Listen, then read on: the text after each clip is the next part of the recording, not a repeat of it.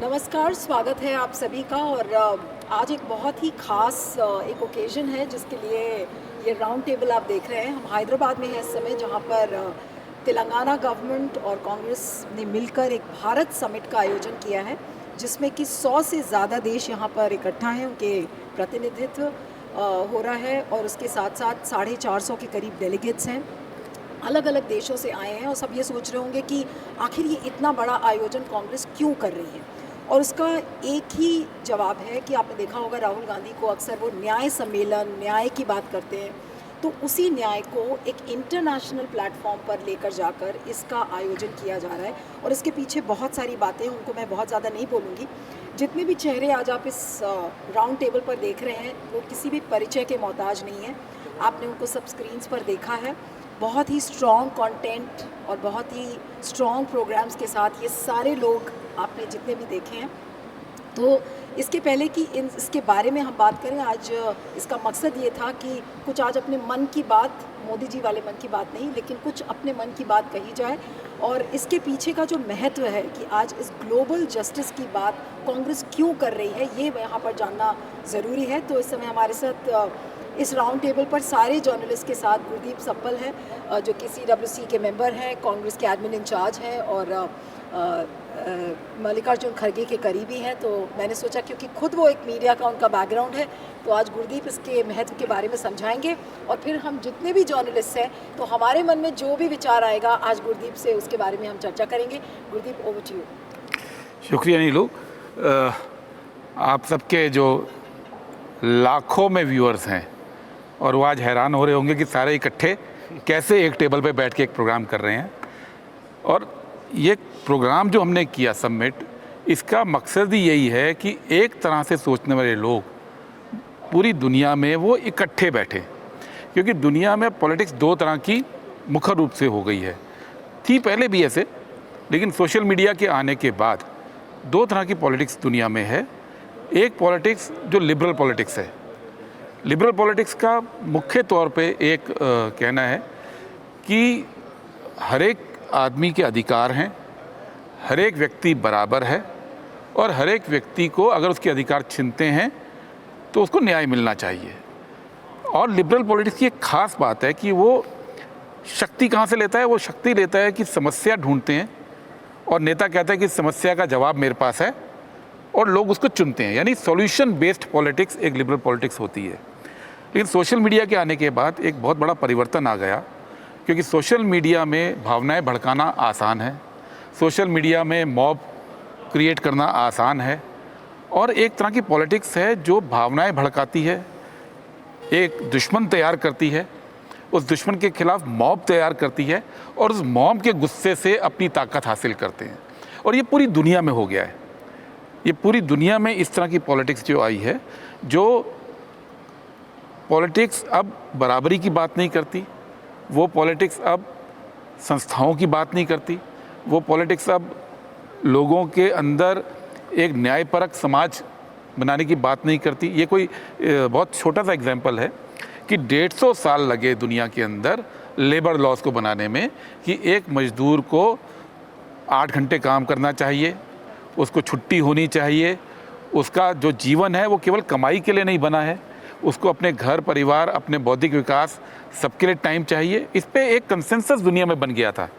अभी आप अचानक से देखिए, इंडिया समेत पूरी दुनिया में हो रहा है कि मजदूर को 15 घंटे काम कर लेना चाहिए, 16 घंटे काम करना चाहिए, देश बनाने के लिए काम करना चाहिए। तो ये जो थॉट दुनिया भर में पैदा हो रहा है, इन थॉट्स के खिलाफ या इस थॉट्स के मुकाबले लिबरल थॉट अपने को कैसे अब नए तरीके से गढ़े।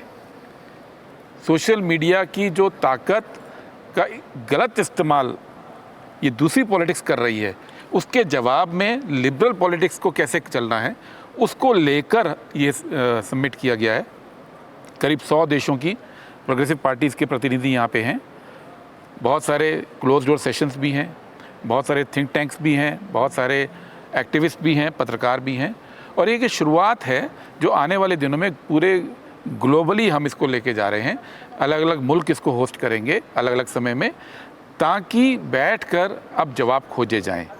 हम ये हाथ पे हाथ धर कर नहीं बैठ सकते हैं कि जो हमारे खिलाफ की पॉलिटिक्स है, अब वो तो पूरी दुनिया में छा गई है और अब हम चुपचाप सहते रहें।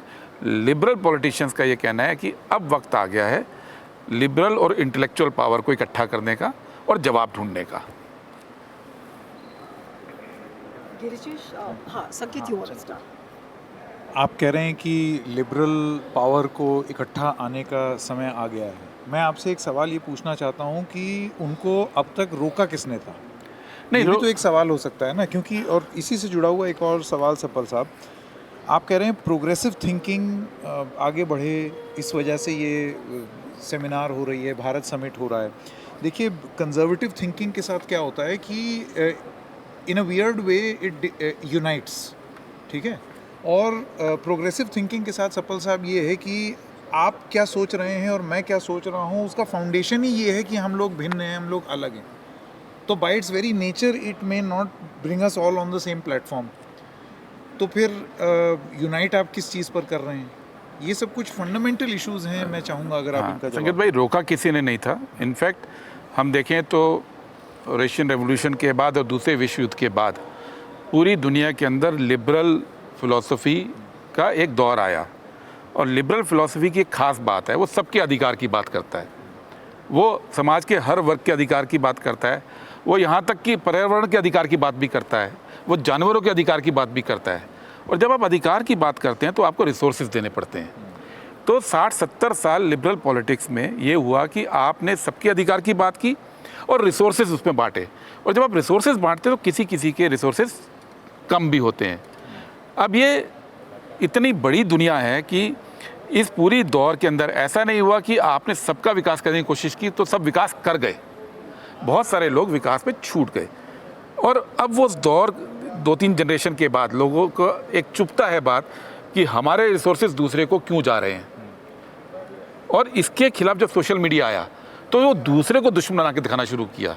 लिबरल पॉलिटिक्स क्योंकि वो राज कर रही थी इतने साल से, उनको समझने में और इम्पैक्ट को झेलने में वक्त लगा है, वो रातों रात नहीं हुआ है।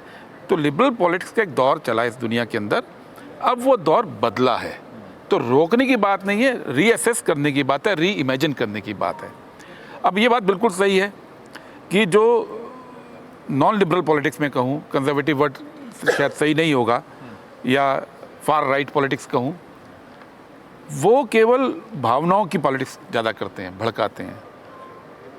तो एक पुरानी कहावत है कि साधुओं को एक करना बड़ा मुश्किल होता है, चोर एक बड़ी जल्दी होते हैं। ये बात सच है, क्योंकि आपका एक कॉमन मिनिमम एजेंडा बन जाता है और आप एक दूसरे की कमियों को छुपाकर फ़ायदे की तरफ देखते हैं। तो उनकी यूनिटी नेचुरल है कि अच्छी होगी। जो आदमी शरीफ होता है बेचारा, जो भी व्यक्ति दुनिया में, वो दूसरे के साथ बैठने से भी डरता है कि कहीं ये ना हो कि इसकी कमी का नुकसान मेरी शराफत को हो जाए।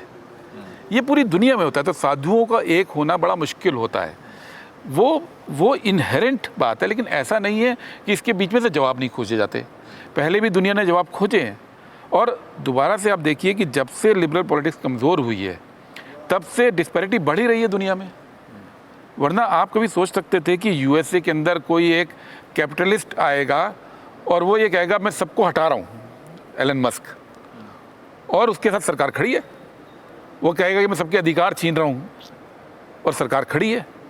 तो ये दौर तो पहले इमेजिन भी नहीं कोई कर सकता था। तो अब ये दौर आ गया है, ये हमारे देश में भी आया है। नोटबंदी कोई इमेजिन नहीं कर सकता था, दुनिया में नहीं कर सकता था कि एक दिन सबकी नोट बंद कर दो, सबको लाइन में लगा दो, लेकिन आया। तो इस दौर के खिलाफ जवाब भी तो ढूंढना पड़ेगा। हमारा सिर्फ ये कहना है कि जवाब ढूंढने की इच्छा भी है, लेकिन जवाब घर बैठ के नहीं मिलेगा। उसके लिए लोगों को मिल बैठ के बातचीत करके नए नेटवर्क्स बना के आगे बढ़ना पड़ेगा। गुरदीप जी, हम बहुत व्यापक फलक पर बात कर रहे हैं। पूरी दुनिया में जो चुनौतियां हैं हम सब जानते हैं, लेकिन हम थोड़ा सा अपने घर की तरफ लौटें, हिंदुस्तान की तरफ। जो गलतियां हुई हैं उस पर बात करने से कोई फ़ायदा ज़्यादा नहीं है। 70 साल में जिस तरह से दक्षिणपंथी विचार पुष्पित पल्लवित हुआ हमारे देश में, कुछ खामियां रही होंगी प्रगतिशील ताकतों की उदार, जो आप जिसकी हम सब लोग उसी विचार के बैठे हैं। अब क्या तैयारी है? क्योंकि अब ये पीक की तरफ जाने वाला है, लगभग पीक पर अब आ गया है। यद्यपि फांसीवाद के बारे में ये कहा जाता है, हम इसको अभी सीधे फांसीवाद नहीं कहेंगे, लेकिन उसी तरफ चल रहे हैं। वो चरम पर पहुँचे बिना वापस नहीं जाता, बीटिंग रिट्रीट उसका नहीं होता, वो चरम ना आए हिंदुस्तान में, उससे पहले उसे वापस उसकी गुफा में भेजा जाए। इसके लिए आपकी पार्टी या आप जैसी बाकी ताकतें क्या कर रहे हैं? हम पूरी दुनिया की चिंता कर रहे हैं, बहुत अच्छी बात है, आज इसके लिए बैठे हैं और 70 साल पुरानी बंगडुक सम्मेलन की याद में आज बैठे हैं। हो सकता है यहीं से एक नया आंदोलन शुरू हो, लेकिन हमारी प्राथमिकता अपने देश के भीतर है, उसकी क्या लड़ाई की तैयारी है? नहीं, बहुत लंबा सवाल हो गया, इसके 2-3 अलग अलग हिस्से में जवाब है। एक, मैं इतना निराश अभी भी नहीं हूँ, ना ही ये मानता हूँ कि फांसीवाद अब ऐसी स्थिति में आ गया कि उसको रोका नहीं जा सकता। सच्चाई ये है कि लोकसभा चुनाव जो पिछले साल हुए, अगर एक व्यक्ति ने इंडिया अलायंस को धोखा नहीं दिया होता और वो बिहार के मुख्यमंत्री जाके उधर नहीं मिल गए होते, तो आज बीजेपी की सरकार देश में नहीं हो सकती थी, सेम ये रिजल्ट रहते हुए। वो केवल इसलिए हुई क्योंकि जिस व्यक्ति को नेतृत्व मिला हुआ था वही पलट गए, ये एक सच्चाई है। और इसलिए अब ठीक है, अब वो तो हो गया, अब तो सरकार है बीजेपी की, मोदी प्रधानमंत्री हैं और नीतीश कुमार उनके बड़े विश्वसनीय सहयोगी भी हैं। लेकिन इसके बाद सच यही है कि आज भी वो जितना मर्जी कर लें, 60% से ऊपर जनता आज भी उनके साथ नहीं है। एक समझ जो हमारी ये मानना है कि पॉलिटिकल पार्टीज़, और उसमें मैं अपनी पार्टी को भी शामिल करता हूँ, बीजेपी से जो लड़ रहे हैं वो ज़्यादातर वो लोग लड़ रहे हैं जो किसी पॉलिटिकल पार्टी का हिस्सा नहीं है। वो अपने घरों में, अपने दोस्तों के व्हाट्सएप ग्रुप में, अपने ऑफिसों में वो स्टैंड लेते हैं। उनके रिश्ते ख़राब हो रहे हैं, उनके अपने परिवारों में रिश्ते ख़राब हो रहे हैं, लेकिन फिर भी वो बीजेपी के विचारधारा के ख़िलाफ़ या डिवाइसिव विचारधारा के ख़िलाफ़ क्यों स्टैंड लेते हैं? क्योंकि वो मानते हैं कि देश मेरा है और मेरे को लड़ना है। हमारी कमी ये है कि हम पॉलिटिकल पार्टीज़ उन लोगों को पॉलिटिकल प्रोसेस में जोड़ नहीं पाए, ये एक कमज़ोरी रही। और ये इतना आसान काम नहीं है, ऐसा नहीं कि सोच नहीं है, लेकिन सोच होना और एग्जीक्यूशन होने में गैप है आज की तारीख में। तो जिस दिन पॉलिटिकल सिस्टम इंटीग्रेट हम लोग कर पाए उन लोगों के साथ जो अपने परिवारों में लड़ रहे हैं इस विचारधारा, बीजेपी की विचारधारा के खिलाफ, उस दिन आधी समस्या हल हो जाएगी। लोकसभा चुनाव में 24 में एक लेवल पे ये हुआ, जब संविधान बचाने की बात आई तो किस किस लोगों ने बढ़कर इस नैरेटिव को आगे बढ़ाया हम भी नहीं जानते, लेकिन नैरेटिव गांव-गांव पहुंच गया। जबकि सच ये था, इस लोकसभा चुनाव के अंदर मैं कांग्रेस की पब्लिसिटी देख रहा था और ठीक चुनाव के पहले हमारे खाते सील हो गए। और ये मैं बात आज आपसे शेयर कर रहा हूँ कि हमारा पहला होर्डिंग कांग्रेस पार्टी का वो 4 फेज़ के चुनाव ख़त्म होने के बाद लगा था। 4 फेज़ तक कांग्रेस पार्टी का होर्डिंग नहीं था, केवल जो उम्मीदवार थे वो अपने लेवल पे जो लगा देते थे लगा देते थे। इसके बावजूद मैसेज पहुंच गया, तो वो मैसेज कैसे पहुंचा, इस बात को समझना भी ज़रूरी है। इसमें मैं ये नहीं कहता कि अपनी कमियां छुपाने की बात हो रही है, लेकिन ये मानना कि लोकतंत्र केवल पॉलिटिकल पार्टीज़ के बचाने से बच जाएगा, ये होता नहीं है। लोकतंत्र में जनता उतनी बड़ी स्टेक होल्डर है और जनता ने ही साबित किया था 24 के अंदर। हाँ, उस मैसेज को आगे ले जाने की जो चुनौती है उस पर काम करने की तो ज़रूरत है, इसमें तो कोई मतलब दो राय नहीं है। हम उसके बाद 2 चुनाव 3 चुनाव हार गए, उस चुनाव से जो पूरा हमको एडवांटेज मिला था वो भी खो गया और एक निराशा की स्थिति सब में आई है। अब रास्ते 2 ही हैं, या तो निराश होकर बैठे रहिए या ये मानिए कि 60% जनता इस देश के अंदर है जो चाहती है कि देश संवैधानिक मूल्यों पर रहे, तो उसके लिए दोबारा से खड़े हुई, दोबारा से चलिए। अब हम कोशिश कर रहे हैं दोबारा खड़े होकर दोबारा चलने की। गुरदीप जी ने जो बात कही नैरेटिव की और मैसेज की, तो इन 2 चीज़ों पे, क्योंकि हम लोग मुख्यतः या तो कैमरा जीवी हैं या फिर हम लोग कलम मजदूर हैं, जो भी आप कहें, हम लोग कलम नक्सली हाँ, हम लोग नहीं, कलम मजदूर हैं हम लोग, वो उन पे छोड़ दीजिए, हम लोग कलम मजदूर हैं। लिहाजा क्या एक लिबरल डेमोक्रेसी या जिस तरह की डेमोक्रेसी भारत थी या है या बनने की वो एक रखती है, उम्मीद रखती है, क्या वो संभव भी है एक आज़ाद मीडिया के न रहते हुए? क्योंकि जो आप कह रहे हैं कि छोटे स्तर पे मीडिया चलता है, जो इंडिपेंडेंट है, स्वतंत्र है, बाकी जो बड़े मीडिया की हालत है, भले ही वो तमाम स्ट्रक्चरल कारणों से हो, उनकी इकोनॉमी को देखते हुए, टेक्नोलॉजी जिस तरह से गई है, तो ये किस तरह से किया जाएगा? और ये एक तरह से नोट टू सेल्फ, ये मैं अपने आप से भी ये सवाल पूछ रही हूँ और आप सब लोगों से जानना चाहूँगी कि ये जो मैसेज की बात, ये नैरेटिव की बात, या अपना काम करने में कितना जागरूक है आदमी? भाई हम लोग तो ऑब्सेस्ड हैं न्यूज़ से, आप न्यूज़ देख रहे हैं, उसके आप 11वें पन्ने तक गए अखबार के। भाई अक्सर जो बंदा जिसको कहीं जाके बाल काटने हैं, जिसको मजदूरी करनी है, जिसको क्लास पढ़ानी है, वो तो हेडलाइन देख के चला जाता है। तो हेडलाइन मैनेजमेंट क्या सफल हो गई है जनमानस का दिल बदलने में और मन बदलने में? और 11 साल हो गए हैं इस तरह के कंटिन्यूअस हेडलाइन मैनेजमेंट के। तो इसमें हम एक छोटा मीडिया, इंडिपेंडेंट मीडिया क्या कर सकता है? मतलब मैं तो यही सोचती हूँ कि सबको एजुकेट करने में, और ये कांग्रेस के मैसेज को आगे बढ़ाने की बात नहीं है, ये जो मूल्यों पे बात या बिल्कुल बेसिक प्रिंसिपल्स की जो बात है, जो हमारे कॉन्स्टिट्यूशन में, जो निशिकांत दुबे हों या महुआ मित्रा हों या मिस्टर मोदी हों, सब लोग उसमें शपथ लेते हैं। तो उनके मूल्यों को आगे रखने में हम कहाँ तक और कैसे कर सकते हैं? और मुझे लगता है ये बहुत बड़ा चैलेंज है। मतलब parties will come and go, हम लोगों को तो वही खड़े रहना है और अपनी बात कहनी है, सही बात कहनी है। तो दैट कंसर्न्स मी। इसमें मैं केवल एक बात कहना चाह रहा हूँ सीमा जी, 10 साल मेन स्ट्रीम मीडिया का जो दौर रहा वो हम सब जानते हैं। लेकिन मेरा अनुभव ये है, अब पर्सनल निजी बात मैं कह सकता हूँ, आप लोग हो सकता है सहमत नहीं हो, कि अब मीडिया पे विश्वास आम पब्लिक का तो नहीं है। इवन जो बीजेपी के भक्त लोग हैं उनका भी अपने मीडिया पे विश्वास तो नहीं बचा। वो उस प्रोपेगेंडा को आज भी मानते हैं, ये बात सच है, लेकिन वो ये ज़रूर मानते हैं कि यार ये सब सच नहीं बोलते। तो एक तो ये सच्चाई है कि उनकी क्रेडिबिलिटी ऑल टाइम लो हो गई है। दूसरा जो एक सच है, अभी हम अल्टरनेटिव मीडिया को लिमिट करके देखते हैं, कुछ जैसे यहाँ पे लोग बैठे हैं उस तरह के पत्रकारों तक। सच्चाई ये है कि इस देश के अंदर, हर ज़िले के अंदर मिनिमम 8 से 10 ऐसे पत्रकार हैं जो वैचारिक रूप से आरएसएस या बीजेपी से सहमत नहीं है। वो हो सकता है इंडिपेंडेंट हो सकता है वो वर्नाकुलर प्रेस के अंदर हो सकता है वो किसी छोटे अखबार के अंदर हो, वो कहीं भी हो सकते हैं। यानी इस देश के अंदर जो मेरा अपना सोच है कि 8 से 10 हज़ार पत्रकार ऐसा है जो अपने अपने स्तर पर इस विचारधारा के खिलाफ लड़ता भी है और पब्लिक तक जाता भी है। हम लोग उसको अभी उस फोर्स को यूज़ नहीं कर पाए हैं। अगर किसी तरह से ये एक सिस्टम अगर बनता है कि ये फोर्स अगर किसी टेक्नोलॉजी को यूज़ करके अगर कर पाती है तो इट्स अ बिग फोर्स।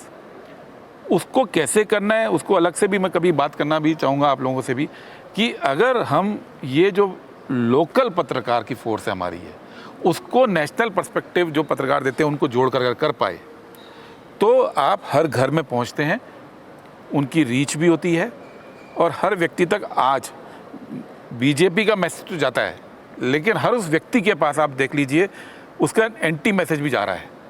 वो अलग बात है कि बीजेपी के 10 जाते हैं, इनके 2 जाते हैं, ये मैं मान सकता हूँ कि ज़ोर बीजेपी का होता है। और दूसरी एक बड़ी प्रॉब्लम है जो इनहेरेंट प्रॉब्लम है सोशल मीडिया की, अगर मुझे झूठ बोलना है, अगर मुझे भावना भड़कानी है, तो मैं दुनिया के सबसे इंटरेस्टिंग फॉर्मेट ले सकता हूँ। मैं उसको कॉमेडी में कन्वर्ट कर सकता हूँ, मैं उसको टिटिलेशन में कन्वर्ट कर सकता हूँ, मैं उसको, लेकिन जब सच बोलना होता है तो बड़ा रिजिड होता है और सच को ढालना बड़ा मुश्किल काम होता है, वो सीरियस हो जाता है, तो हमारी रीच ऑटोमेटिकली लिमिट हो जाती है। हैवी कंटेंट कभी चलता ही नहीं, हैवी कंटेंट चलता नहीं, और नहीं, सच को आप लाइट कंटेंट में कन्वर्ट भी नहीं कर पाते हैं। नहीं कर सकते। सच को लाइट कंटेंट में कन्वर्ट करना एक चैलेंजिंग काम है। झूठ तो बोलना है कि मैंने एक फॉर्मेट बनाया, मुझे जोक बनाना है, अब उस जोक में जो डाटा फिट हुआ वो फिट कर दिया, नहीं हुआ डाटा तो बना के फिट कर दिया। तो वो लोग पहले फॉर्मेट पे काम करते हैं, डाटा बाद में फिट करते हैं। हम पहले डाटा पे काम करते हैं, उसको फिर फॉर्मेट में कन्वर्ट करते हैं। ये एक टेक्निकल बात है, इसका सॉल्यूशन निकालने की ज़रूरत है। ये प्रोफेशनल्स ही निकाल सकते हैं, और उसके निकालने के बाद भी चूँकि आम लोग, और ये एक बोस्टन यूनिवर्सिटी की स्टडी थी 5-6 साल पहले, कि जो जेन्युइन कंटेंट होता है और फेक कंटेंट होता है, फेक कंटेंट की ट्रैवलिंग की स्पीड और जेन्युइन कंटेंट की ट्रैवलिंग की स्पीड में 1:8 टाइम का फ़र्क है। जेन्युइन कंटेंट को 8 गुना टाइम में और 8 गुना रीच का लिमिटेशन है। अब ये कैसे हो, ये एक चैलेंज है। और इनफैक्ट इस समिट के अंदर जो लोगों को हम इकट्ठा भी कर रहे हैं, उसमें एक ये बात भी कर रहे हैं कि अब टेक्नोलॉजी कंपनियां तो आ गई, सोशल मीडिया की टेक्नोलॉजी कंपनियाँ, क्या दुनिया के सेलेक्टेड इंटेलेक्चुअल्स पूरी दुनिया में वो कोई इसका या तो टेक्निकल आंसर निकाल लें या उन कंपनीज पे प्रेशर बनाने का एक ग्लोबल काम शुरू करें? तो आपने ये बोला था कि दुनिया को छोड़ दिया, समस्या है कि कंपनीज ग्लोबल हैं, तो ग्लोबल रिस्पांस दिए बगैर अगर आप सोचेंगे इंडिया से इसको हम हैंडल कर लेंगे, वो होगा नहीं। ग्लोबल टेक्नोलॉजी एक ग्लोबल रिस्पांस है।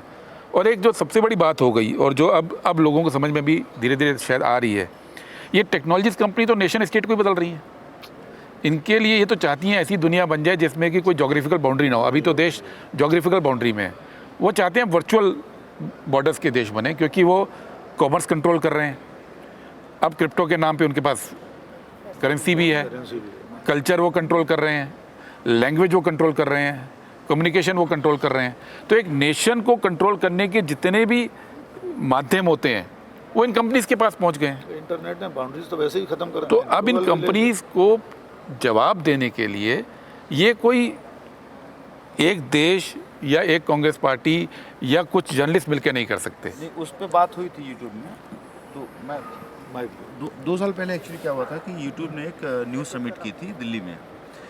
वो लोग समझ रहे थे बहुत सारा कि क्या कैसे है, आप लोग क्या करते हैं। तो उन्होंने एक लार्ज उनको अलग से बुलाया था यूट्यूब चैनल्स को, फिर मीडियम वाले हम लोग बार बार ये उनसे कह रहे थे कि आप पहले तो आइडेंटिफाई करो कि कौन सा न्यूज़ चैनल है, कौन सा रद्दी कंटेंट बना रहे हैं। 10 सेकंड 20 सेकंड का उसी न्यूज़ का, किसी टीवी न्यूज़ का क्लिप लेकर के उसमें अननेसेसरी का थंबनेल लगा कि आप उनके देखिए मिलियंस में व्यूज़ हैं।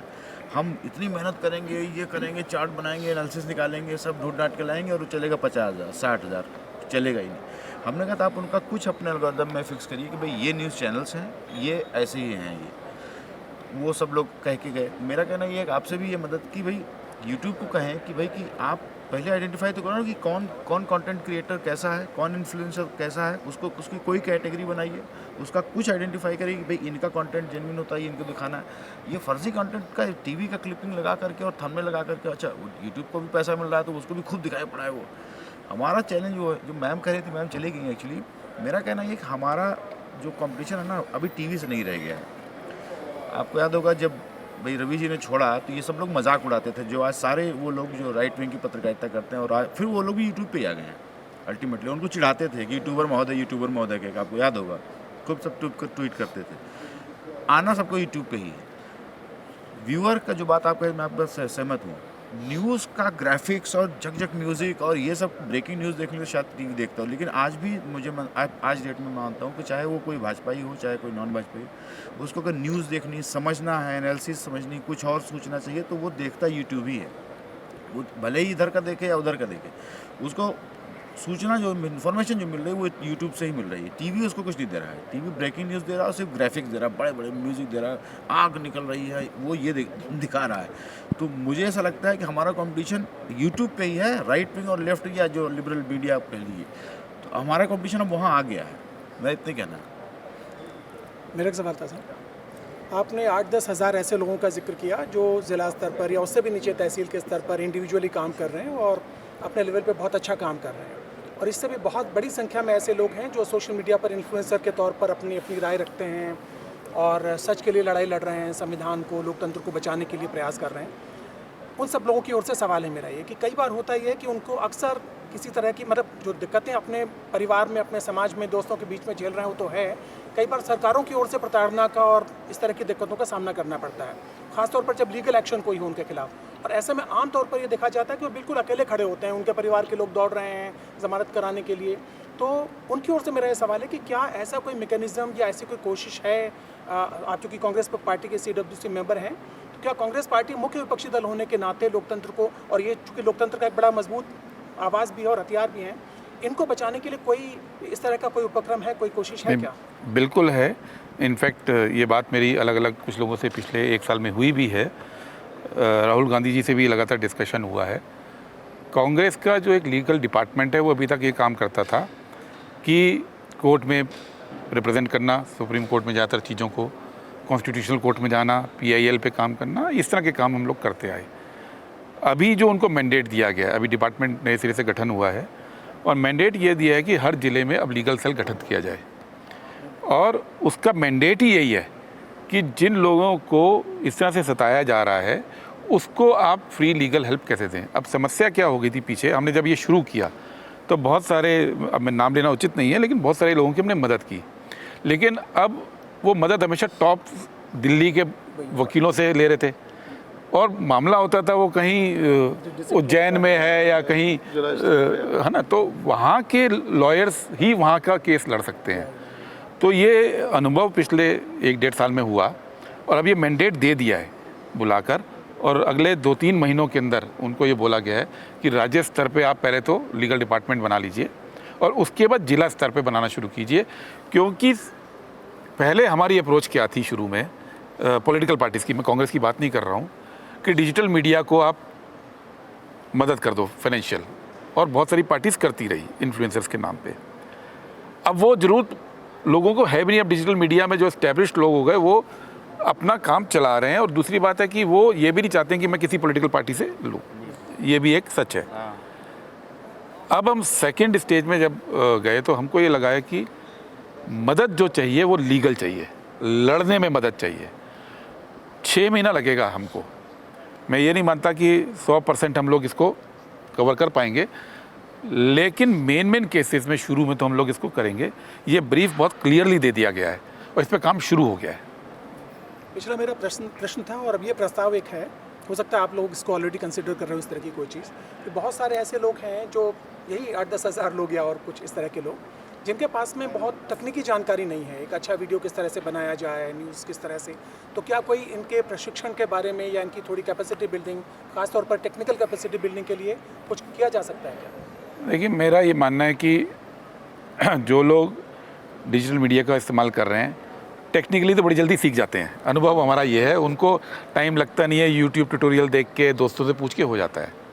जो कमी मुझे लगती है वो सूचना की लग रही है कि उनको फर्स्ट हैंड ऑथेंटिक इन्फॉर्मेशन, अगर रॉ इन्फॉर्मेशन पहुंचती रहे, उस पर काम करने की ज़रूरत है। और इस समिट में काफ़ी लोगों से बात ये भी हुई है कि क्या हम ऐसा सिस्टम कर सकते हैं जहाँ से कि हम हफ्ते में 2 बार 3 बार डेटा या उस चीज़ को लेके इन्फॉर्मेशन लोगों तक पहुंचा दें, फिर उनकी मर्ज़ी है वो यूज़ करें, कभी करेंगे कभी नहीं करेंगे। अभी वो जो पहले क्या होता था कि जो एजेंसीज़ की फीड आती थी उससे सबको मिलती थी, अब वो सिस्टम बंद हो गया। आपने भी टीवी में पूरा ज़िंदगी काम किया, आपने अखबार में चलाया, नीलू साथ में रही हमारे, हम सबको पहले तो रिपोर्टर्स होते थे, 90s के बाद रिपोर्टर्स धीरे धीरे 2000 आते आते वो सिस्टम चेंज होने लगा, फिर एजेंसीज़ हो गई, फिर एजेंसीज़ के नाम पे ANI रह गई। अब ये समस्या है, तो वो मुझे लगता है कि इस पे थोड़ा काम करने की ज़रूरत है, और इस पे काम हम लोग सोच भी रहे हैं। मैं तो खुद पर्सनली भी इस काम को सोच रहा हूँ कि किस तरह से इस काम को किया जाए कि एक इन्फॉर्मेशन का पाइपलाइन, रॉ इन्फॉर्मेशन का, without giving any comments, without shaping that information, और वो लोगों पे छोड़ दिया जाए कि भाई इन्फॉर्मेशन को कभी यूज़ करना है कभी नहीं करना है।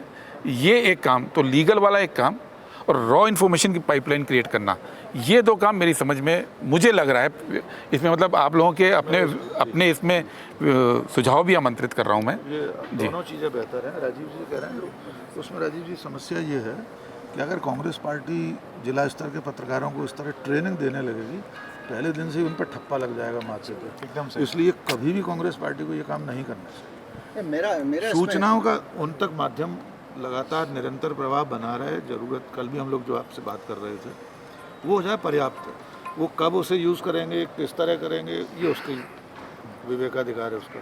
इसलिए ट्रेनिंग वाले चक्कर में बिल्कुल मत पड़िए, वो पहले दिन से। मेरा मानना ये कि जो हम अभी तक चर्चा कर रहे हैं, इस चर्चा में ऐसा एक फील आ रहा है कि हम लोग कांग्रेस पार्टी के आइडियोलॉजी को, कांग्रेस पार्टी की आइडियोलॉजी इसलिए कह रहा हूँ, ये फील आ रहा है। हम जानते हैं कि हम किस आइडियोलॉजी की बात कर रहे हैं। दूसरा, कांग्रेस पार्टी कैसे सोशल मीडिया को एक्सेस करे, और कांग्रेस पार्टी कैसे सोशल मीडिया की मदद करे या उसको कैसे सुविधाएं दे, एक बड़ा सवाल है। अगर हम प्रोग्रेसिव लिबरल आइडियोलॉजी के लोग हैं, हमारा सपना एक फ्री मीडिया होना चाहिए जो किसी के भी ऊपर डिपेंडेंट ना हो, चाहे वो कांग्रेस पार्टी क्यों ना हो। आज अगर हम आपसे मदद लेते हैं, आप हमको मदद करते हैं, चाहे वो फीड देने में मदद करें या किसी और लीगल में समझ में आता है कि भाई अगर एक आदमी जो लड़ाई लड़ रहा है तो उसकी मदद करना सबका फ़र्ज़ है, तो कांग्रेस पार्टी का भी फ़र्ज़ है। लेकिन उसका जो रोज़ का काम है, अगर आप उसका फुटेज अरेंज करके आप दोगे तो जाहिर बात है कि आप हमारी ऑक्सीजन की सप्लाई में आपका एक योगदान है। तो एक प्रेशर मेरे ऊपर ये आता है, आज नहीं तो कल हो सकता है कि कांग्रेस पार्टी में कल के दिन कोई लीडरशिप बदल के आ जाए, वहाँ पे कोई दूसरा आदमी आ जाए, एरोगेंट टाइप का आदमी, वो कहेगा मैं ऑक्सीजन बंद करता हूँ, बोला समझते करो। तो ये एक आइडियल व्यवस्था नहीं हो सकती। दूसरा, हम ये कैसे महसूस करें कि जो आज प्रोग्रेसिव आइडियोलॉजी की हम बात कर रहे हैं, इस आइडियोलॉजी के लिए, या हिंदुस्तान में आपने कहा कि हर ज़िले में 50-100 पत्रकार हैं जो इस देश की बेहतरी के लिए, समानता के लिए काम कर रहे हैं, शोषण के खिलाफ काम कर रहे हैं, लड़ रहे हैं। क्यों कांग्रेस पार्टी उनको मेटरलाइज करना चाहती है? कांग्रेस पार्टी उनको सपोर्ट करना क्यों नहीं चाहती है? दूसरा ये है कि ये चीज़ हम परसीव करते हैं कि कल के दिन ये पूरी जो लड़ाई हम लड़ रहे हैं राइटिस्ट फोर्सेस के खिलाफ, ये हम जीत के लाते हैं। ऐसा तो नहीं है कि कब कांग्रेस के हाथ में आ जाएगा और परसों से हमको कांग्रेस से भी वही लड़ाई लड़नी पड़ेगी। तो ये चीज़ जो है ये अपने आप में एक बड़ी चुनौती है जो हमारे इंडिपेंडेंट, जो हमारा अस्तित्व है उससे जुड़ी हुई है।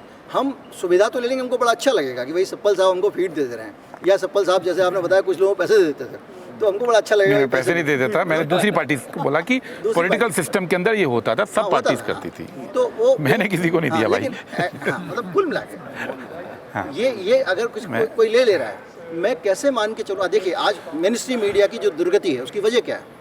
मेन स्ट्रीम मीडिया का जो बिजनेस मॉडल है वो विज्ञापनों पे आधारित है। विज्ञापन सरकार और सिस्टम के हाथ में है, कैपिटलिस्ट फेटर्निटी के हाथ में है। वो बाबा रामदेव कंट्रोल करता है, इसको निकालो नौकरी से, वरना ये तो कठिन सवाल पूछता है मुझसे, मैं नहीं तो विज्ञापन नहीं दूंगा आपको। तो अगेन मीडिया इंडिपेंडेंट और पावरफुल कैसे हो, और जो किसी को भी ना छोड़े, जब तक हम ऐसे मीडिया के सृजन में सहयोग नहीं देंगे, ये डेमोक्रेसी के लिए भी ज़रूरी है, कांग्रेस पार्टी के लिए भी ज़रूरी है। आज वैसा मीडिया होता पावरफुल तो कांग्रेस पार्टी का ऐसा थोड़ी होता कि वो सेंसरशिप की मारी होती, राहुल गांधी कुछ भी बोलेंगे जनता को दिखाई नहीं जाएगा। आज जो नुकसान है वो इस वजह से हो रहा है ना कि कांग्रेस पार्टी को इंडिपेंडेंट मीडिया नहीं मिल रहा है। मीडिया किसी की जेब में बैठा हुआ है और उसके पास में ऑक्सीजन की चाबी है। आधे घंटे का एक चैनल पे रोज़ अगर उत्तर प्रदेश सरकार का विज्ञापन चल रहा है, वहाँ से लगातार पैसे आ रहे हैं, वो चैनल उसके खिलाफ कैसे बोलेगा? ऊपर से उसको ये भी लगता है कि मेरे 80 साल के पिताजी हैं जिन्होंने पूरी ज़िंदगी पत्रकारिता को दी है, कल के दिन ईडी ले जाएगी तो क्या करेंगे? तो उस पूरे माहौल में क्यों ना हम मीडिया को स्वयं में एक ताकत बनाने के लिए लड़ें और उसमें आप सपोर्ट करें। तो एक ज़्यादा बेहतर तरीका हो सकता है बगैर इसके कि आपके ऊपर हम डिपेंडेंट हो जाएं। ये नहीं होना चाहिए। मैं इसको क्लियर करूं, मैंने कहीं भी ये नहीं बोला कि हमारे पे डिपेंडेंसी, मैं एग्जैक्टली ये इसके उल्टे बोल रहा हूँ कि हम लोग मिलकर सारे इंफॉर्मेशन नेटवर्क, इसमें मैं कांग्रेस पार्टी की बिहाफ पे बात नहीं कर रहा हूँ, वो एक सिस्टम बनाने की ज़रूरत है। होता क्या है, देखिए मीडिया वैक्यूम में इंडिपेंडेंट नहीं होता। आज़ादी के पहले भी जब पहली बार कांग्रेस ने कहा 31 में कि सूचना का राइट टू फ्रीडम होना चाहिए, 31 के कराची रेजोल्यूशन में पहली बार इस बात को बोला गया और कॉन्स्टिट्यूशन बना तो इसको रखा गया। वो स्पिरिट इसलिए थी क्योंकि कांग्रेस की, या उस ज़माने में बहुत सारे मुल्कों में बहुत सारी पार्टीज़ इस सोच की थी कि डेमोक्रेसी तभी सर्वाइव करेगी, जैसा आपने कहा, जब मीडिया रहेगा। अब अगर रूलिंग पार्टी चेंज हो जाती है और वो डेमोक्रेसी में बिलीव नहीं करती हैं तो मीडिया को चाहे विज्ञापन के नाम से करें चाहे ईडी के नाम से, वो कमज़ोर करेंगी। आज यूएसए तक में वॉशिंगटन पोस्ट और न्यूयॉर्क टाइम्स के ऊपर क्या हालत हो रही है। वॉशिंगटन पोस्ट वो लिख रहा है एडिटोरियल कि अब हम जो है कुछ खास फ्लेवर के एडिटोरियल नहीं छापेंगे, ये उन्होंने लिख के बोला प्रेशर में आके, क्योंकि जो सत्ता हो गई वो डेमोक्रेसी में यकीन नहीं करती है। तो मीडिया के तो दो रोल हैं, डेमोक्रेसी में तब सर्वाइव करती है जब ऊपर डेमोक्रेसी में बिलीव करने वाले लोग हैं, जो कांग्रेस करती है। इसलिए आज भी हमारी आलोचना क्या होती है कि बीजेपी तो मीडिया को बहुत अच्छे कंट्रोल करती है, तुम नहीं करते हो, आपकी जहाँ सरकारें आप कंट्रोल नहीं करते हो। बीजेपी तो देखो पकड़ के छपवाती है, छपवाना है, आप ऐड भी देते हो और छपवाते भी नहीं हो, ठीक है ना। वो इसलिए क्योंकि कांग्रेस पार्टी इसमें बिलीव नहीं करती। तरीका तो आता है। तो एक तो ये बात, दूसरी बात ये है, सपल साहब आप ये बात उस हैदराबाद में बैठ करके बोल रहे हैं जहां पत्रकार गिरफ्तार हो गए। मैं ये दूसरी बात पे आ रहा हूँ, मैं उसी बात पे, संकेत भाई उसी बात पे आ रहा हूँ मैं। अब दूसरी बात जो इन्होंने बोली वो मैंने लिखा है भाई, नहीं मैंने ये लिखा अभी इनकी बात सुनते सुनते कि कल कांग्रेस जीत जाएगी और फिर इसी से लड़ना पड़ेगा। ये बहुत बड़ा सवाल, ये सच है। उसका रीज़न ये है कि सत्ता का अपना कैरेक्टर है।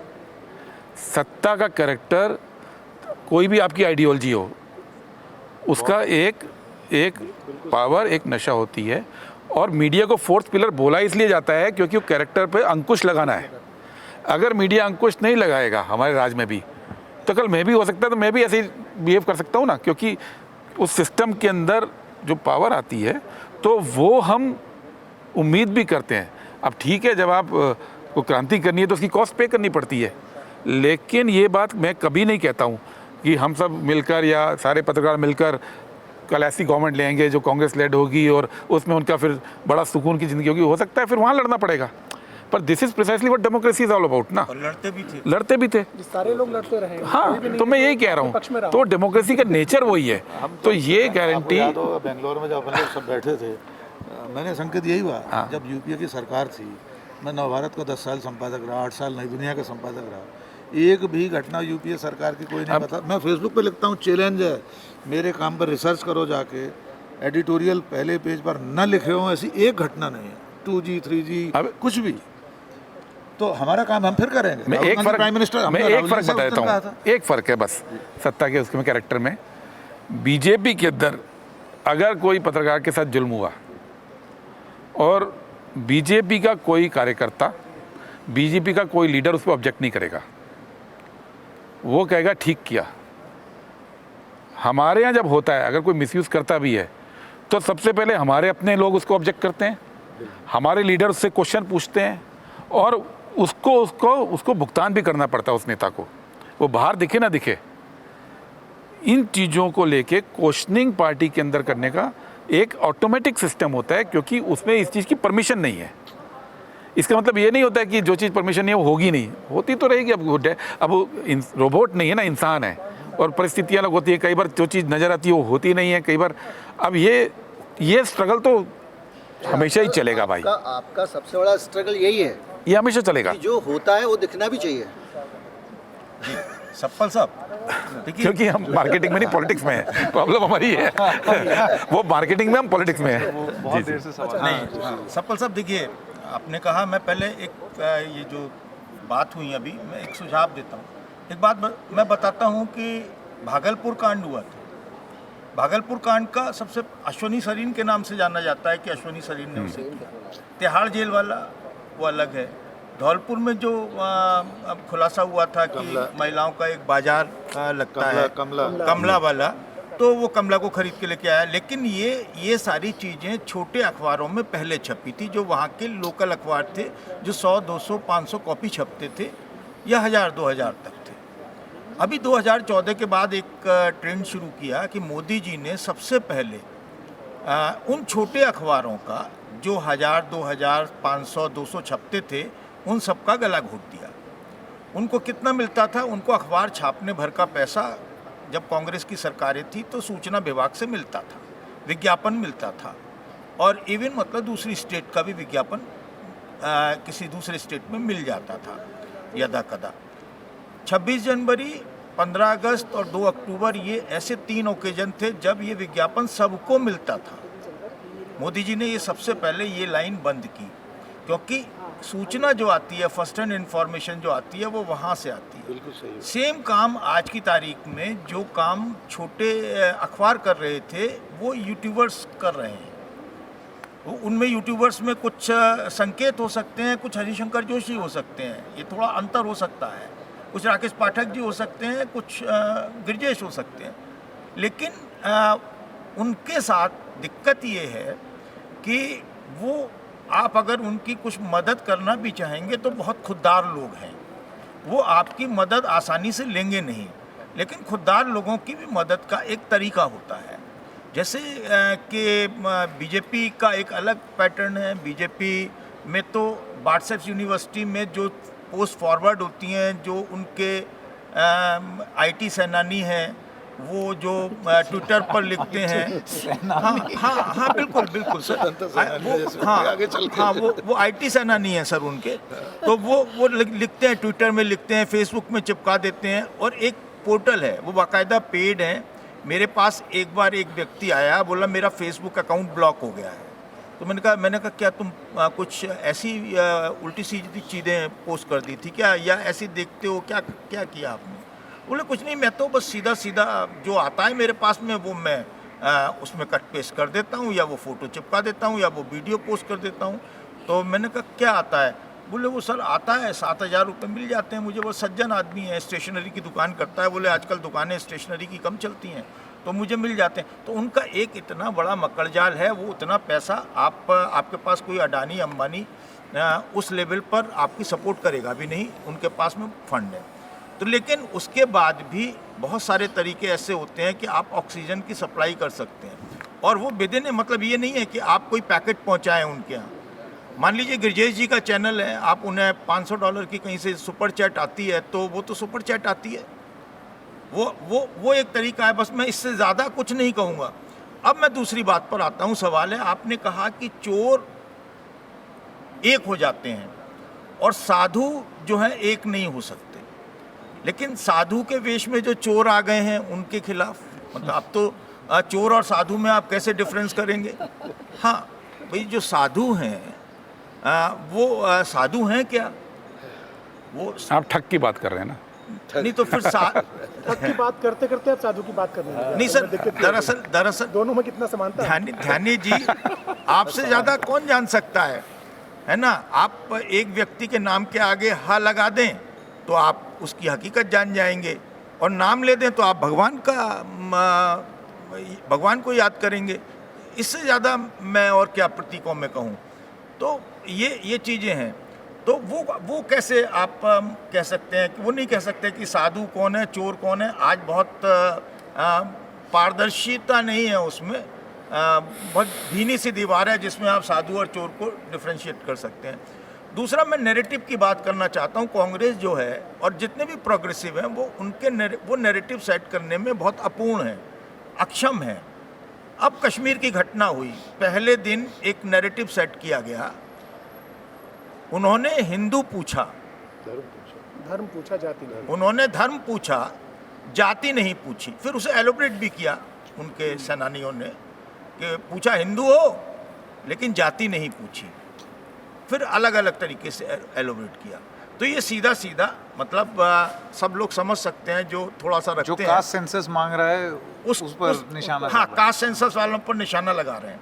यानी कि कास्ट सेंसस से एक बात तो साफ हो गई कि जो सत्ता पक्ष है वो बहुत घबराया हुआ है। वो जानता है कि ये कास्ट सेंसस जो है बहुत ख़तरनाक चीज़ है, और इसको किसी न किसी तरीके से जब तक हम धर्म में नहीं बांट कर रखेंगे तब तक वो नहीं हो सकता। तो वो धर्म पर आ जाते हैं और कास्ट से वो अलग करते हैं, और उसके लिए कश्मीर जैसे होते हैं या जो भी होता है, हास्य दुखद घटनाएं होती हैं, वो उनको ऑक्सीजन देते हैं और उनका आईटी जो सेनानी है वो नैरेटिव सेट कर देते हैं। कांग्रेस ऐसे नैरेटिव क्यों नहीं सेट कर पाती? वो क्यों नहीं जातिगत जनगणना के लिए इतना मुखर हो पाती? और जातिगत जनगणना की बात आप करते हैं, जैसे वो आप संविधान सम्मेलन करते हैं और अलग अलग ओकेज़न करते हैं। ये ओकेज़न भी एक हो रहा है, लेकिन सवाल ये है कि क्या इन सम्मेलनों से उद्देश्यों की पूर्ति की जा सकती है? मेरा सवाल ये है लास्ट में, बाकी तो सब भाषण था। एक लाइन में बोल इससे देता जुड़ा हूँ। हुआ सवाल मेरा भी है हाँ। सर, तो मैं पूछ लेता हूँ तो ताकि आपको सुविधा रहेगी। मेरा सवाल ये है कि हम सब लोग जो यहाँ बैठे हैं और तमाम विपक्ष की पार्टीज़ भी, वो लोग जब कोई नैरेटिव सेट करने की बात है तो अपना नैरेटिव खड़ा करने के बजाय दूसरे ऑलरेडी खड़े किए हुए नैरेटिव के जवाब में लग जाते हैं। हमारी पूरी ऊर्जा, पूरी एनर्जी एक फेक नैरेटिव को जवाब, उसका खंडन मंडन करने में वो बीत जाती है। तो क्या इसके लिए क्या हो सकता है कि हम अपने नैरेटिव पर जोर दें और बहुत ज़्यादा इनके जो प्रचार, अब चूँकि उनकी ओर से लगातार बम्बार्डमेंट है, फिर प्रश्न कई बार ऐसे भी होते हैं कि जिनका जवाब देना ज़रूरी हो जाता है। अब जैसे अभी ये जो पहलगाम का शुरू हुआ है बहुत ज़रूरी मुद्दा है, लेकिन जिस तरह का नैरेटिव ये जो खड़ा हुआ है, हम अगले 15-20 दिन, 1 महीने तक उसका जवाब देने में लगे रहेंगे, और इस बीच में हमारी जो तैयारी है वो रुक जाती है। हम जो कहना चाहते हैं वो हम तक ही महदूद रह जाता है। और सर इसी में एक चीज़ और जोड़ देता हूँ मैं, इसी में एक चीज़ और जोड़ देता हूँ। जैसे कि कोई घटना होती है, आदिवासी के सिर पर पाठक जी के स्टेट में लघुशंका की जाती है, मैं उन्हीं का शब्द इस्तेमाल कर देता हूँ, और बहुत सारे जूते चटवाए जाते हैं, उनको तरह तरह से प्रताड़ित किया जाता है, दूल्हे को घोड़ी से उतार कर पीटा जाता है। और बहुत सारे इस तरीके के काम होते हैं, जातिगत आधार पर होते हैं। उसमें हमेशा ये देखा गया है कि उस लेवल का नैरेटिव जो पूरे नेशनल लेवल पर होना चाहिए, वो तो छोड़िए, जिला स्तर और राज्य के स्तरों पर भी नहीं हो पाता है। उसकी क्या वजह है और उसको लेकर क्यों कांग्रेस इतनी अशक्त है? देखिए, मैं इसमें दो तरह से जवाब दे सकता हूँ। एक एज अ कांग्रेस पर्सन और एक मीडिया से मेरा जुड़ाव रहा, दोनों मिक्स करके ही है। बीजेपी नैरेटिव जो बनाती है वो बेसिकली पैसे के दम पे बनाती है, ये बात स्पष्ट है। अब उसमें चाहे वो कंट्रोल मीडिया को ऐड दे रहे हों, चाहे वो सोशल मीडिया में पैसा लगा रहे हो, वो खेल पैसे का है। इसके जवाब में दो तरह के नैरेटिव उतरते हैं। एक प्रोग्रामेटिक नैरेटिव जो कांग्रेस ने पिछले 2-3 साल में दिया, संविधान बचाव का दिया, जातिगत जनगणना का दिया, इस तरह के नैरेटिव हम दे रहे हैं। जहाँ पे हमारी सरकारें हैं, वो गिग वर्कर्स का आज यहाँ पे कानून की बात हुई है, हमको क्या ज़रूरत पड़ी थी गिग वर्कर्स कानून लाने की? हम अपनी राइट बेस्ड अप्रोच पे जा रहे हैं। लेकिन नैरेटिव दूसरी तरह से भी बनता है। एक जोशी जी, नैरेटिव बीजेपी तो प्लांट करती है ऊपर से, उसकी तोड़ केवल और केवल ग्राउंड रिपोर्टिंग है। ग्राउंड रिपोर्टिंग से जब इश्यूज़ आते हैं, उन्हीं में से कुछ इश्यूज़ आगे बनते हैं। समस्या क्या होगी? ग्राउंड रिपोर्टिंग ख़त्म हो गई। मैं इसलिए बात कर रहा हूँ, क्या इस प्रोग्राम का हिस्सा नहीं है ये, लेकिन क्या हम लोग सब बैठ के प्रोग्राम इसलिए किया हमने, इसलिए नहीं किया कि इस प्रोग्राम से कोई परिवर्तन आ जाएगा। ऐसे समिट से परिवर्तन नहीं आया करते, लेकिन ऐसे जगह पे बैठकर हम बातचीत शेयर करके हम उस रास्ते पे चलते हैं जहाँ बैठ के अलग से इसका सॉल्यूशन ढूंढा जाए। मेरे को व्यक्तिगत रूप से मेरा ये मानना है, जब तक वापस हम ग्रास रूट से इश्यूज उठा के नहीं लाएंगे, तब तक बीजेपी अपने नैरेटिव थोपती रहेगी। ग्रास रूट के इश्यूज जो हैं वो उनकी अपनी एक मोमेंटम होता है। एक बार अगर सब लोग, अभी क्या है कि हर आदमी अलग अलग काम कर रहा है जी। यहाँ पे जितने भी आप लोग हैं, आप देश के 50 टॉप डिजिटल मीडिया के एंकर्स ले लीजिए, वो सब अलग अलग काम करते हैं, आपस में बातचीत भी नहीं करते, लेकिन अधिकांश दिनों पे उनके टॉपिक सेम होते हैं। वो नेचुरल सोच में आता है। इसको अगर हम ऑर्गेनाइज रूप से कर पाए, ये कोई कांग्रेस पार्टी की वजह से नहीं कह रहा हूँ मैं, आपके अपने बीच में से, और अगर इसको ग्राउंड रिपोर्ट कहीं से निकलती है, उसको अगर हम सिस्टम बना पाए अगले कुछ समय में, तो नैरेटिव आप क्रिएट कर पाएंगे। अगर पॉलिटिकल पार्टी के बस का होता बिना पैसे के नैरेटिव क्रिएट करना सिर्फ, तो कर लिया होता। पॉलिटिकल पार्टी का हमारी प्रॉब्लम क्या होती है, जब इतना पैसा दे के इशू बीजेपी क्रिएट करती है, जैसा आपने बोला ध्यानी जी, इतना नहीं, इतना। हाँ, तो उस पर रिएक्ट करने में मजबूरी होती है, और रिएक्ट करते करते टाइम निकल जाता है। जो आपके अपने इश्यूज होते हैं वो पीछे रह जाते हैं। ये समस्या तो है ही ना। तो इस समस्या को लेके मैं क्यों बार बार बोलता हूँ कि ग्रास रूट पे जो रिपोर्टर्स हैं उनके साथ कैसे काम कर सकते हैं। क्या डिजिटल मीडिया, अब ये टेक्नोलॉजी से संभव है, पहले संभव नहीं था। वो मिलकर अगर कुछ रास्ते निकाल पाएँ, और वो आप ही लोग कर सकते हो, कांग्रेस पार्टी नहीं कर सकती। वो एज अ पत्रकार मैं बीच में जुड़ सकता हूँ उसमें, ये बात सही है, फॉर्मर पत्रकार। लेकिन सर उसकी एक प्रॉब्लम है, हम दिक्कत क्या है कि जो लोकल इश्यूज हैं वो चलते नहीं हैं, उनके व्यूअरशिप नहीं है। तो व्यूअरशिप नहीं है तो किसी को भी वो अट्रैक्ट नहीं करता है वो टॉपिक करने के लिए। हमारी मजबूरी यही है, जो आप तो वो लोकल व्यूअरशिप है। प्रॉब्लम ये है कि उसका अगर वो 4000 व्यू 3000 व्यू होता है तो उसका फ़ायदा क्या, उसमें मेहनत करके आदमी को नेशनल जो, अच्छा उसको ही जो सोशल मीडिया में ट्रेंड कर रहा है, जो कीवर्ड्स पकड़ रहा है, वही वो उसमें पिच कर रहा है, वही पुश कर रहा है उसका एल्गोरिथम। हमारी प्रॉब्लम, हम ब्लॉक लेवल के खबर अगर चला भी देंगे, अच्छा ब्लॉक लेवल खबरें क्या है, कहीं वीडियो ने भ्रष्टाचार कर दिया, किसी ने किसी की ज़मीन दबा ली, किसी की हत्या हो गई, कोई छिड़खानी हो गई, यही तो खबरें। ये इतने बड़े देश में शायद करोड़ों में एक खबर आती होगी जो कि कोई काम की होगी या कोई भ्रष्टाचार का सही में किसी ने छाप दिया हो, किसी स्टिंग। मुझे लगता है हमको वाइंड अप भी करना चाहिए क्योंकि वक्त हो गया। लेकिन मैं, हाँ सर, ये भारत समिट है और पूरी थीम यही है, ग्लोबल जस्टिस, और इतनी सारी बातें हुई। इस आखिरी सवाल है मेरा सर, एक चीज़ जो प्रैक्टिकली मैं थोड़ी बात करूँगा, बाकी सब ने तो बड़ी बड़ी बातें की है। हम लोग liberal media, left media, right media, मैं उस खांचे में नहीं देखता। मैं फ्री मीडिया की बात करता हूँ कि हम फ्री मीडिया रहें और हमारा काम हमेशा यही रहे। आज बीजेपी है, कल कांग्रेस रहे, सत्ता से हम लोग सवाल करते रहे। हम इसी चीज़ में मतलब ज़्यादा खुश हैं।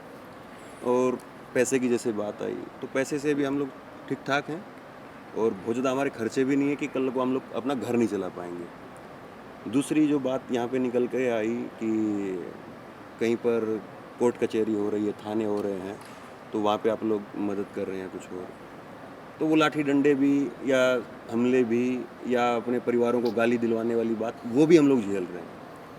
लेकिन जो सबसे बड़ा चैलेंज है वो आप बताइए, मैं उस पर आपसे पूछना चाहता हूँ।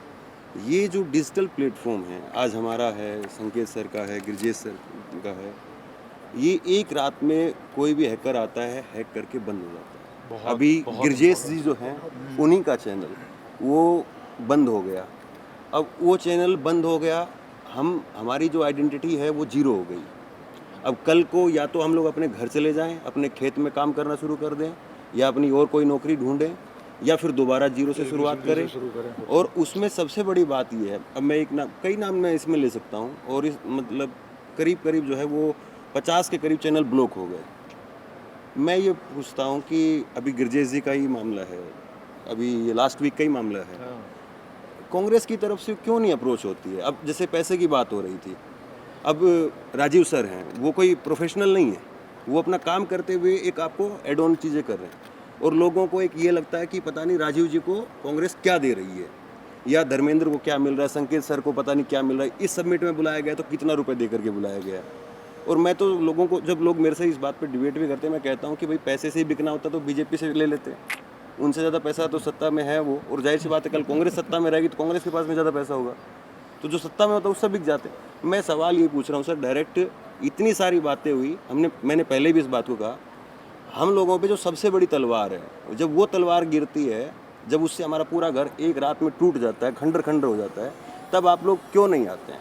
कांग्रेस पार्टी उस वक्त में, मैं अगर गलत हूं तो आप बता दीजिए कि ये अभी चैनल इनका ब्लॉक हुआ, कल को मेरा हो जाए। इस मामले में मुझे मैं कंप्लीट कर देता हूँ इसको, इस सवाल को। देखिए सर, अभी आप जो है, हमने जितनी देर जो बात की, इन ताकतों का, इन सारे के सारे लोगों का जो अलग अलग काम कर रहे हैं, फ्रेगमेंटेड हैं, नीचे से ऊपर तक काम कर रहे हैं, अपने अपने व्हाट्सएप ग्रुप में फ़ाइट कर रहे हैं, हम उनको कैसे चैनलाइज करें, उनका कैसे फ़ायदा उठाएं। मैंने कहा कि वो बात कहीं हल्की पड़ गई कि हम उनको किसी तरह से उनको वो हमारे काम ना आके, अगर हम उनके काम आए, यानी आप उनके काम आए।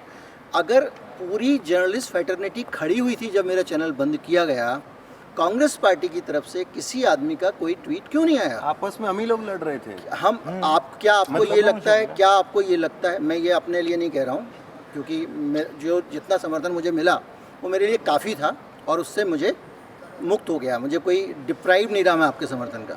लेकिन एक प्रश्न मन में आता है कि अगर आपको लगता है कि मैं ईमानदार पत्रकारिता कर रहा हूँ, अगर आपको लग रहा है कि भले ही मैं आपके खिलाफ बोल रहा हूँ, मैं बोलता हूँ कांग्रेस पार्टी के भी खिलाफ, अगर आपको लगता है कि मैं एक ईमानदार पत्रकारिता कर रहा हूँ और ईमानदार पत्रकारिता को सपोर्ट मिलना चाहिए, तो एक ट्वीट आपकी तरफ से क्यों नहीं आया? आपके यहाँ से किसी एक व्यक्ति का एक सहानुभूति का फ़ोन क्यों नहीं आया? और सिर्फ मेरी बात नहीं है, 4 साल से मेरा एक और चैनल है, मैं ये नहीं कह रहा हूँ कि अपने चैनल की समस्या नहीं उठा रहा हूँ, जो मेरा एक पेज था फेसबुक का, ब्लॉक पड़ा हुआ है, मेरा भी ब्लॉक, और मैं उसको लेकर पोस्ट टू पिलर जा चुका हूँ, FIR दर्ज करा चुका हूँ, नहीं खुला है।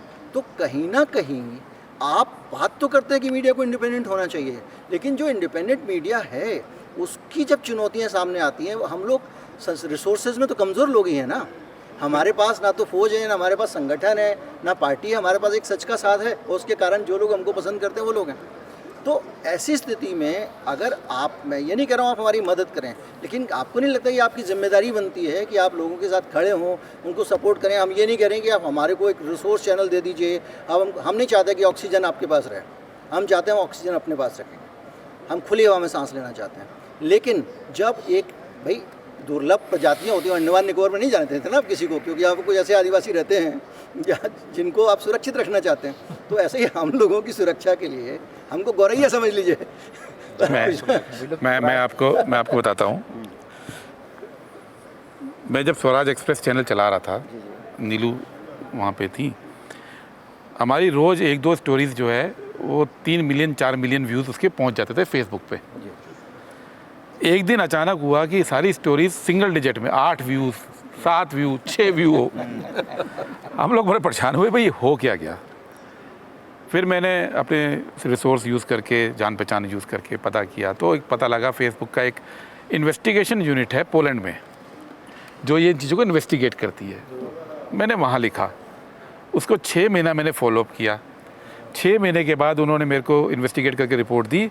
बड़ी टेक्निकल भाषा थी कि some false triggers have been activated on your account, we apologise, और उसको ठीक किया। तो अब क्या है, पोलैंड की क्यों बात हुई, क्यों मैं इन सवालों को लोकल लेवल पर नहीं लड़ सकते।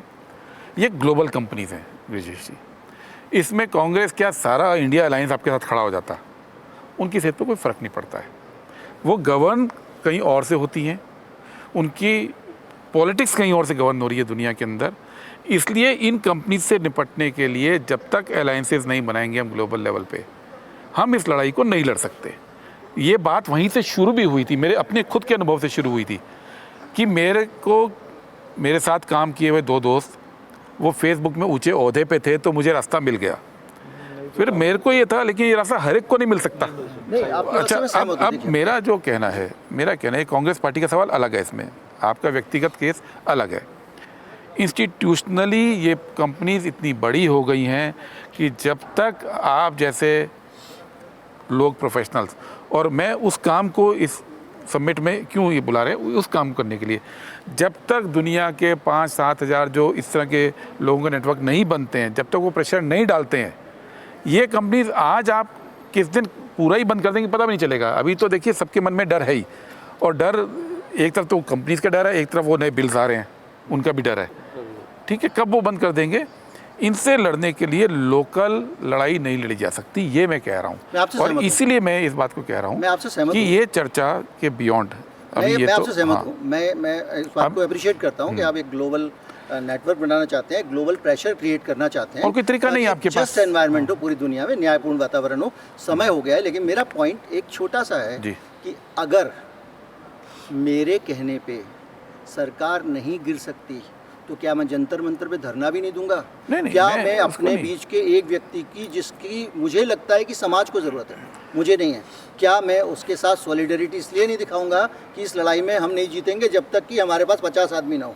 जी बिल्कुल सही बात है, सॉलिडरिटी दिखानी होनी चाहिए इस बारे में। हाँ, मॉरल सपोर्ट कुछ केसेस में, तो कुछ मेरा मानना केसेस ये में है कि होता है, अगर आप कुछ केसेस में सचमुच नहीं चाहते हुआ। हैं कि लोग आपको प्यार करें तो ईमानदारी से उनके साथ होना पड़ेगा। हम ये नहीं सोच सकते कि बहुत सारे लोग ऐसे हैं जो किसी एक पर्टिकुलर आइडियोलॉजी के खिलाफ हैं तो वो बाय डिफ़ॉल्ट हमारे पक्ष में हो जाएंगे, इसलिए हम उनको उनका लाभ नहीं ले पा रहे हैं तो हम उनको चैनलाइज करते हैं। उसकी जगह हमको ये करना चाहिए कि ये लोग हैं, ईमानदारी से खड़े हुए हैं, हम इनको सपोर्ट करेंगे, ये हमको मदद करते हैं, नहीं करें। अगर आप सच्चे हैं तो बाय डिफ़ॉल्ट वो आपके साथ हैं, कुछ करने की जरूरत ही नहीं है आपको। इस बात पर कोई बहस हो नहीं सकती जी, ये तो बहस का मुद्दा ही ये बहस का मुद्दा नहीं है। मेरा इसको एक अलग तरह का अनुभव है इसमें। करीब साल सवा साल पहले मेरा फेसबुक का प्रोफाइल, फेसबुक का पेज वो हैक हो गया था।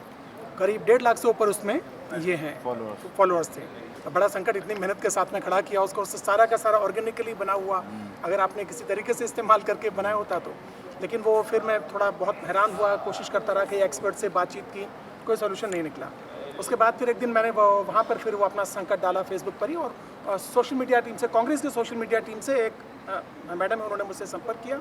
उसके बाद में कहा कि अगर आपका हो गया, कि मैंने कहा मैंने भी दिया हुआ है। और उसके हफ्ते भर बाद मैंने फिर ट्राई किया, जो उन्होंने नंबर बोला था, और जैसे ही मैंने उनको ये भेजा, उन्होंने कहा डिटेल्स जो आपने मेल्स वहाँ भेजे हैं उसका एक समरी हमको भेज दीजिए।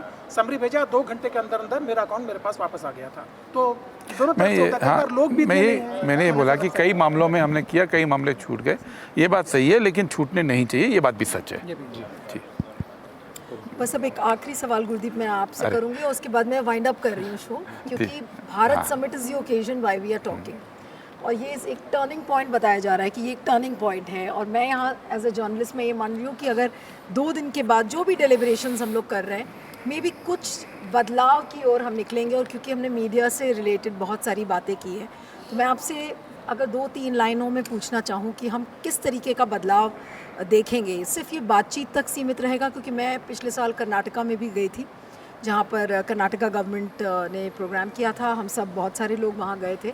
बहुत सारी अधूरी चीज़ें अभी भी रह गई हैं, बहुत सारे प्रॉमिसेस कांग्रेस के द्वारा वहाँ किए गए थे कि हम ये भी कर लेंगे, हम वो भी कर लेंगे, लेकिन बहुत कंफ्यूज्ड स्टेट में कुछ चीज़ें रह गई और समझ में नहीं आया कि उसको हम आगे कैसे बढ़ाएं।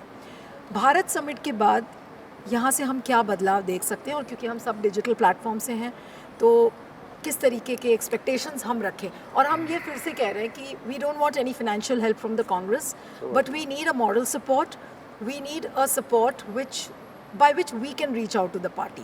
We don't want to be cultivated by Congress. We should not be labeled as people who are being nurtured by Congress. हमें कोई कांग्रेस का ठप्पा नहीं लगा है कि आप कांग्रेस के पत्रकार हैं या बीजेपी के पत्रकार हैं, हमें कोई ठप्पा नहीं चाहिए। लेकिन हम किस तरीके की सपोर्ट का एक्सपेक्टेशन इस समय हम कर सकते हैं at the end of 2 days of Bharat summit? देखो, भारत समिट इसलिए नहीं आप लोगों को हमारी बातचीत हो रही है कि कांग्रेस कोई सपोर्ट का वायदा कर रही है। हमारे पास चैलेंज बहुत बड़ा है। चैलेंज टेक्नोलॉजी का चैलेंज है, चैलेंज पॉलिटिक्स का है, जो पॉलिटिक्स कंट्रोल कर रही है टेक्नोलॉजी को।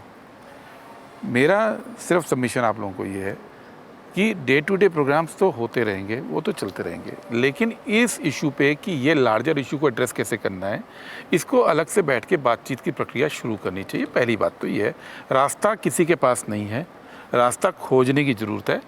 और खोजने के लिए केवल लोकल लेवल पे, पार्टी लेवल पे काम नहीं कर सकते, वो होता रहेगा, वो जो होता है काम उसको मैं इग्नोर नहीं कर रहा हूँ, लेकिन डेट इज़ नॉट इनफ। तो एक तो ये बात। दूसरी बात जो मैंने कही, जो हम लोग पार्टी के अंदर तय कर चुके हैं और जो सिस्टम बनाने जा रहे हैं कि लीगल सपोर्ट हम लोग जरूर मानते हैं, क्योंकि सबसे बड़ी चीज़ लीगल सपोर्ट है। Exactly. अगर आपको वकील के पैसे नहीं देने पड़ते और अगर आपको सही वकील मिल जाता है तो आधी लड़ाई आपकी टेंशन ख़त्म हो जाती है। तो उस पर हम कांग्रेस पार्टी की ओर से मैं ज़रूर बात कर रहा हूँ कि वो सिस्टम जरूर हम खड़े। और पिछले 1-1.5 साल में खुद आप भी जानते हो, आपने मुझे 1-2 लोगों के भेजे और हमने उनको सपोर्ट भी किया। एक केस में सपोर्ट नहीं भी कर पाए क्योंकि उनसे स्टाम्प फीस का भी पैसा का जुगाड़ नहीं हुआ था, ये भी बात सच है। तो लेकिन वो सपोर्ट को हम खड़ा करने की बात कर रहे हैं। और तीसरा मेरा मानना है कि हम लोगों को मिलकर, मैं कांग्रेस की तरफ से बात नहीं कर रहा हूँ आज अभी, मिलकर सिस्टम ऑफ इंफॉर्मेशन शेयरिंग की कहाँ से ग्रास रूट रिपोर्टिंग के मॉडल नए डेवलप कर सकें, उस पर थोड़ा इनोवेटिव काम करना पड़ेगा। ये 3 डायरेक्शन में।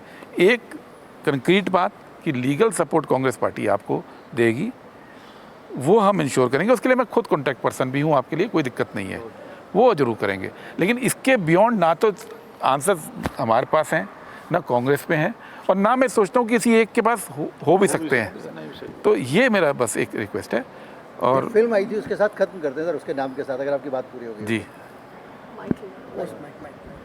एक फिल्म आई थी और उस फिल्म के नाम के साथ मैं ख़त्म करता हूँ, और बहुत मायने रखते हैं वो 3 शब्द जो उस फिल्म का नाम था, और वो 3 शब्द हैं मैं हूँ ना। ये मैं इसके उल्टा आखिरी बात मैं भी बोल देता हूँ। ये मैं हूँ ना तो फिल्मी अंदाज में हो सकता है, सच्चाई ये 10 साल पुरानी फिल्म से नहीं आती है। सच्चाई 600 साल पहले कबीर से आई। कबीरा खड़ा बाजार में लिए लुकाटी हाथ, जो घर फूके अपना चले हमारे साथ।